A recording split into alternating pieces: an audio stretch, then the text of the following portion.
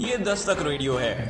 नमस्कार, आप सुन रहे हैं दस्तक टाइम्स का 5 मिनट का न्यूज बुलेटिन दस्तक अब तक। मैं हूं कपिल। सुबह 11 बजे की बड़ी खबरों के साथ। राज्यसभा सभापति धनखड़ के खिलाफ अविश्वास प्रस्ताव का नोटिस। राज्यसभा सभापति धनखड़ के खिलाफ अविश्वास प्रस्ताव का नोटिस 60 सांसदों ने किए हस्ताक्षर। राज्यसभा में विपक्षी सदस्यों ने अभूतपूर्व कदम उठाते हुए सभापति और उपराष्ट्रपति जगदीप धनखड़ के खिलाफ अविश्वास प्रस्ताव का नोटिस दिया है। नोटिस में धनखड़ पर सदन में पक्षपातपूर्ण रवैया अपनाने और सत्ता पक्ष की पैरवी करने का आरोप लगाया गया है। स्वतंत्र भारत के इतिहास में यह पहला मौका है जब राज्यसभा के किसी सभापति के खिलाफ अविश्वास प्रस्ताव का नोटिस दिया गया है। कांग्रेस नेतृत्व और सोरोस की सांठगांठ के खुलासे से विपक्ष बौखलाया। किरण रिजिजू। कार्य मंत्री किरण रिजिजू ने विपक्ष के नोटिस पर कड़ी टिप्पणी करते हुए कहा कि चाहे राज्यसभा हो या लोकसभा, विपक्ष लगातार आसन का अनादर कर रहा है। हम सभी जानते हैं कि सदस्यीय परंपरा में लोकसभा अध्यक्ष और राज्यसभा के सभापति हमारे मार्गदर्शक होते हैं।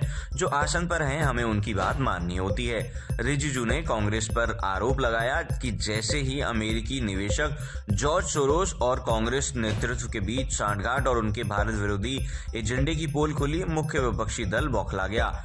हमारा मानना है कि कांग्रेस को देश से माफी मांगनी चाहिए। पूरा देश इस खुलासे से चिंता में है। रिजिजू ने कहा कि दोनों सदनों में संविधान के 75 वर्ष पूरे होने पर बहस की तारीख तय हो चुकी है। ऐसे में कांग्रेस को यह अविश्वास प्रस्ताव लाने की जरूरत नहीं थी। मेहुल चोकसी की 2,500 करोड़ रुपए की संपत्तियों को बेचने की प्रक्रिया शुरू।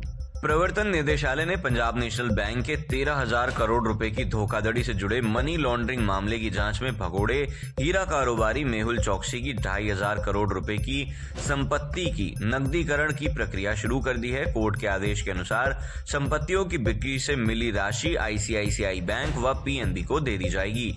ईडी के मुताबिक मुंबई की पीएमएल अदालत की ओर से जारी आदेश का पालन करते हुए 120 करोड़ रुपए मूल्य की कुछ संपत्तियां मेहुल चोकसी की कंपनी गीतांजलि जेम्स के लिक्विडेटर के हवाले की गई हैं। संपत्तियों में पूर्वी मुंबई के सांता क्रूज में खेनी टावर के 6 flat, Santa cruise electronics export processing zone स्थित 2 फैक्ट्री शामिल हैं। ईडी ने इस केस में चौकसी की 2,565.9 करोड़ रुपए की संपत्तियां जब्त कर रखी हैं। कोर्ट ने इन संपत्तियों की बिक्री की अनुमति दी है। एजेंसी ने बताया कि उसने संपत्तियों की वापसी को लेकर प्रक्रिया काफी ज्यादा सख्त करने का रुख अपनाया है और जांच एजेंसी और फ्रॉड का शिकार हुए बैंक इस मामले में एक राय पहुंचते हुए कोर्ट में गए थे। मंदिरों में वकीलों को रिसीवर बनाने की व्यवस्था गंभीर, रिपोर्ट तलब। मथुरा में मुकदमेबाजी में फंसे कई प्रसिद्ध मंदिरों का प्रबंधन बतौर कोर्ट रिसीवर किसी वकील को सौंपे जाने की व्यवस्था को गंभीर बताते हुए सुप्रीम कोर्ट ने संज्ञान लिया। दरअसल कई बार ऐसे आरोप लगे कि वकील इन मंदिरों के प्रबंधन पर नियंत्रण बनाए रखने के लिए मुकदमों को लंबा खींचते रहते हैं। मथुरा, वृंदावन, गोवर्धन और बरसाना के मंदिरों में वकीलों को रिसीवर बनाए जाने पर शीर्ष कोर्ट ने मथुरा के जिला न्यायाधीश को 19 दिसंबर तक रिपोर्ट पेश करने का आदेश दिया है। जस्टिस बेला एम त्रिवेदी और जस्टिस सतीश चंद्र शर्मा की पीठ ने इस रिपोर्ट में उन मंदिरों की सूची देने के लिए कहा है जिनमें मुकदमे लंबित हैं और जहां वकील रिसीवर नियुक्त हैं। यह भी जानना चाहा है कि ऐसे मुकदमे कब से लंबित हैं और मौजूदा स्थिति क्या है। अदालत ने रिसीवर के रूप में नियुक्त व्यक्तियों, विशेष रूप से अधिवक्ताओं के नाम और स्थिति बताने के लिए कहा है।